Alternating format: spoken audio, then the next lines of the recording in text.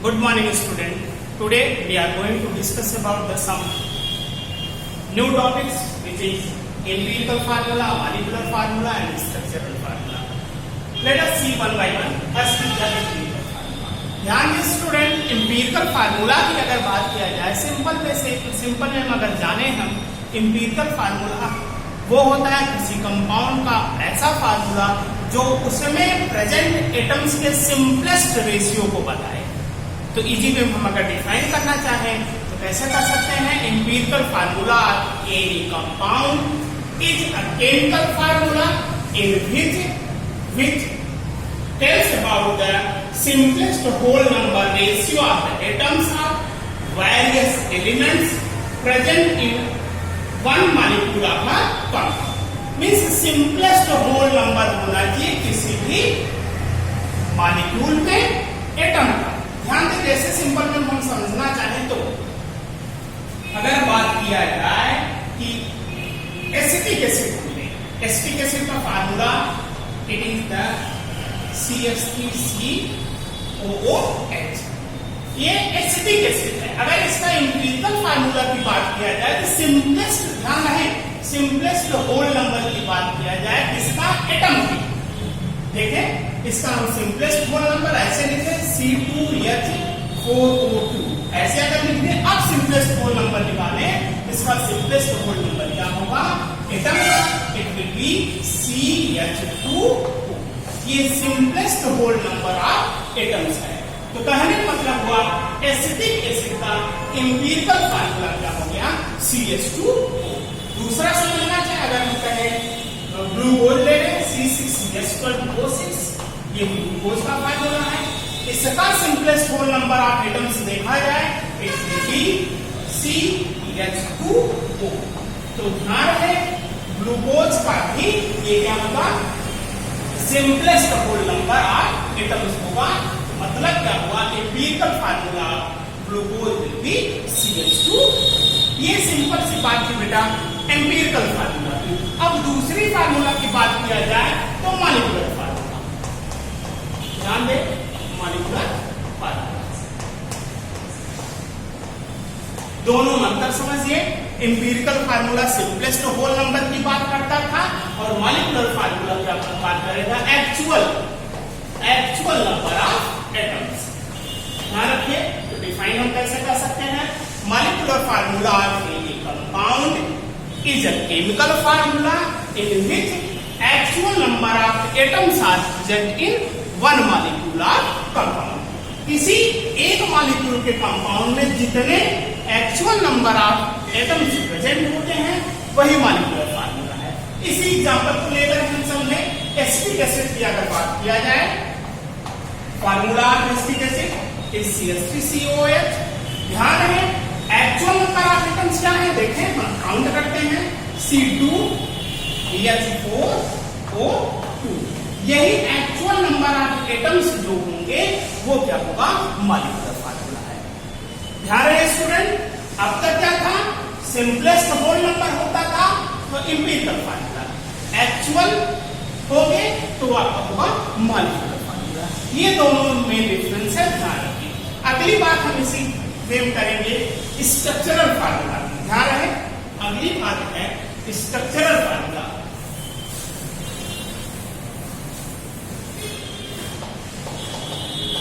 Structural formula student ध्यान दें, structural formula name से ही कंफर्म है कि ऐसे कंपाउंड जो स्ट्रक्चर के रूप में लिखे जाए, जिनके स्ट्रक्चर से जिस तरह से वो शो किए जाए, तो हम क्या कहते हैं? Structural formula. ध्यान रहे, इसी को हम सिंपल में ले एसिटिक एसिड। एसिटिक एसिड को अगर उसके स्ट्रक्चर में दिखाया जाए, स्ट्रक्चर मतलब ध्यान रहे वो किस तरह से एटम्स किस सिंगल बॉन्ड, डबल बॉन्ड किस वे में एक दूसरे से जुड़े हुए हैं, वो आपका क्या कहलाता है? Structural formula. देखिए, इसका क्या हो जाएगा? अगर स्ट्रक्चरल फार्मूला लिखा जाए कुछ इस तरह, ये क्या हो जाएगा? Structural formula acetic acid. तो ध्यान रहे, ये एसिटिक एसिड पे हम देखा जाए स्ट्रक्चरल फार्मूला ये हो गया। और आपका मॉलिक्यूलर फार्मूला CH4O2 हो गया, जबकि एम्पिरिकल फार्मूला आपका क्या था CH2। इसी तरह किसी भी कंपाउंड को हम देखें, सिंपल में अगर मेथेन ले, हम मान के मेथेन ले लेते हैं, CH2 मेथेन का फार्मूला है। सिंपलेस्ट नंबर हम देखेंगे, इसमें मेथेन में जितने भी एटम्स हैं कार्बन के हो चाहे हाइड्रोजन के, सिंपलेस्ट रेशियो यही होगा। कहने मतलब मेथेन का एम्पिरिकल फार्मूला CH4 होगा, मॉलिक्यूलर फार्मूला भी CH4 होगा, लेकिन स्ट्रक्चरल फार्मूला ध्यान रखिएगा कुछ इस तरह से,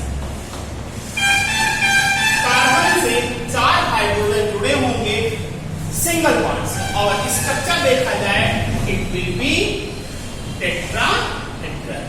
ये स्ट्रक्चरल फार्मूला होता है आपका मेथेन का। तो ये है आपके स्ट्रक्चरल फार्मूला हुआ, एम्पिरिकल फार्मूला हुआ और मॉलिक्यूलर फार्मूला। अब हम रिलेशन देखते हैं एम्पिरिकल फार्मूला और molecular formula.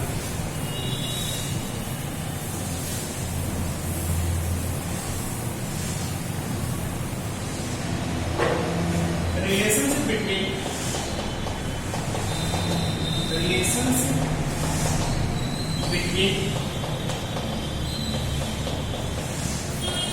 empirical formula, empirical and molecular formula। ध्यान दें, दोनों में रिलेशनशिप किस पर न्यूमेरिकल पूछे जाते हैं। देखें सिंपल में आप लिख सकते हैं molecular formula will be equal to n multiplied by empirical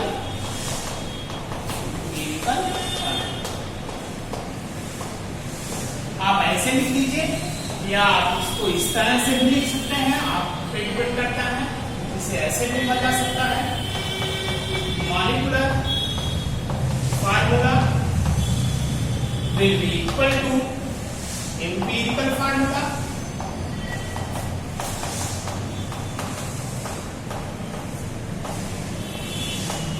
इसमें यहाँ पे ये ऐसे भी आप लिख सकते हैं। ये रिलेशन हुआ। अब ये है कि n क्या होता है, small n will be equal to molar mass लिखे या molecular mass, molar mass divided by empirical formula mass, empirical formula mass. ये आपका रिलेशन होता है कि हम कैसे कैसे एम्पिरिकल फार्मूला और मॉलिक्यूलर फार्मूला को हम एक दूसरे से कोरिलेट करते हैं। ये रिलेशन आपको ध्यान देंगे, याद रखिए। हम देखते हैं इस पर बेसिस न्यूमेरिकल्स कैसे सॉल्व किए जाते हैं, इसको हम ये देखते हैं। देखें वन बाय वन न्यूमेरिकल्स कैसे सॉल्व करते हैं। बेटा ध्यान में न्यूमेरिकल्स है हमारे पास है, a compound contains 4.07% hydrogen, 24.27% carbon and 71.65% chlorine. Its molar mass is 98.96 gram. What are its empirical and molecular formula? ध्यान रहे empirical और molecular formula निकालना है। तो ध्यान रहे सबसे इम्पोर्टेंट हमें क्या है, जब ये हम इस तरह के कोई क्वेश्चन से सॉल्व करते हैं हमें एक टेबल ध्यान होना चाहिए। हमें मालूम होना चाहिए टेबल, मैंने आपको बताया 1 2 3 4 चीजें हैं। First is element, second is the relative number of moles, third simplest molar ratio and fourth is the simplest whole number ratio. ध्यान दें स्टूडेंट, कैसे कुछ सॉल्व करते हैं देखते हैं। जैसे इसमें हाइड्रोजन है, कार्बन है, क्लोरीन है, एलिमेंट लिख लेते हैं। मान लीजिए कार्बन है, हाइड्रोजन है एंड थर्ड इज फ्लोरीन। तो देखें relative number of moles, relative number of moles की अगर बात किया जाए तो हम रिलेटिव नंबर ऑफ मोल्स जब भी निकालते हैं जो परसेंट दिया रहता है उसमें तो हम क्या कर देते हैं, एटॉमिक मास का हम क्या कर देते हैं, डिवाइड कर देते हैं।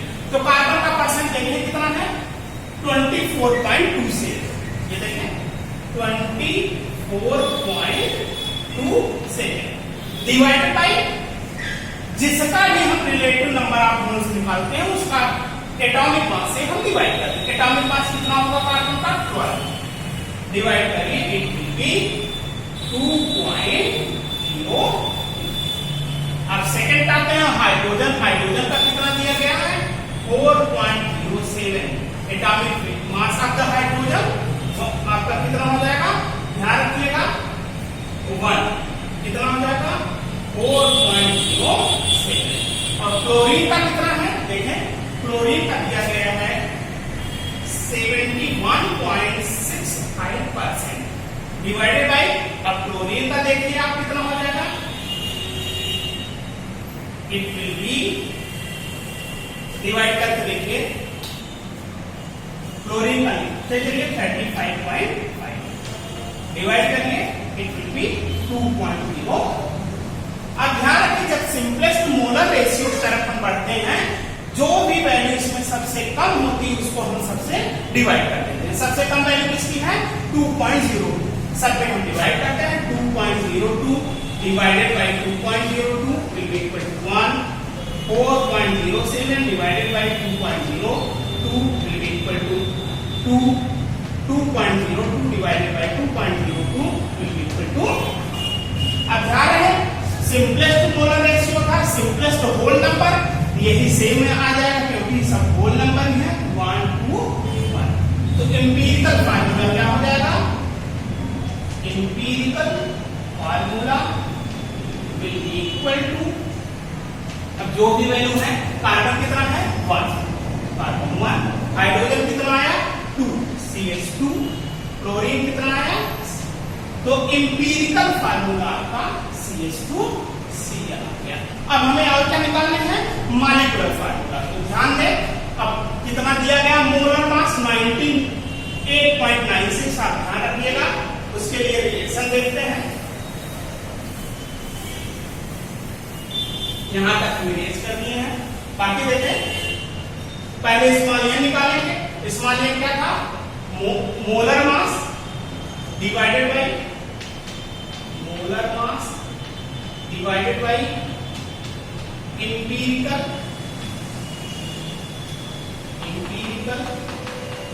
Formula mass.